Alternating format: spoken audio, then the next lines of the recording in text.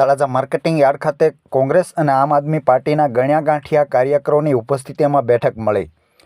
ભાવનગર જિલ્લાના Talaja marketing yard ખાતે તારીખ 20/3/2024ના બુધવારે બપોરે 3:30 કલાકે માર્કેટિંગ યાર્ડ ખાતે ઇન્ડિયા ગઠબંધન અંતર્ગત કોંગ્રેસ પક્ષ તેમજ આમ આદમી પાર્ટીના કાર્યકરોની એક બેઠકનું આયોજન કરવામાં આવ્યું હતું। બેઠકના પ્રારંભે જ મીડિયાનું જાહેરમાં અપમાન કરવામાં આવ્યું હતું, એ પણ તમામ મીડિયાએ નોંધ લેવી જરૂરી છે।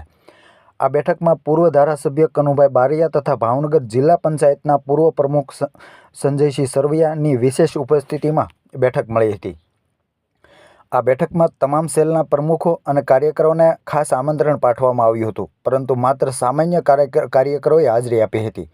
અત્રે નોંધનીય છે કે લોકસભાની ચૂંટણીને લઈને બેઠકનું આયોજન કરવામાં આવ્યું હતું, પરંતુ માત્ર ગણ્યા ગાંઠિયા કાર્યકરો એકઠા મળી અને એક બેઠકનું ડિંડક કરાયું હતું। જે કાર્યકરો બેઠકમાં પણ પૂરતા પ્રમાણમાં હાજરી આપતા નથી, તે લોકસભાની ચૂંટણીમાં શું લીલું કરવાના તેવી પણ લોકોમાં ચર્ચા ઉઠી છે।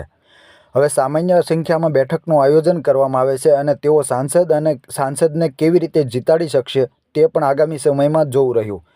તેમજ લોકસભાની ચૂંટણીને લઈને અમુક શિક્ષકો પણ પ્રચાર અર્થે લાગી ગયા હોવાની લોકોમાં ચર્ચા થઈ રહી છે। છેલ્લા ઘણા સમયથી કોંગ્રેસ તેમજ આમ આદમી પાર્ટી દ્વારા અમુક સ્થળે બેઠકનું આયોજન કરવામાં આવે છે, પરંતુ પાંખે હાજરી કાર્યકરોની દરેક વખતે જોવા મળી રહી છે।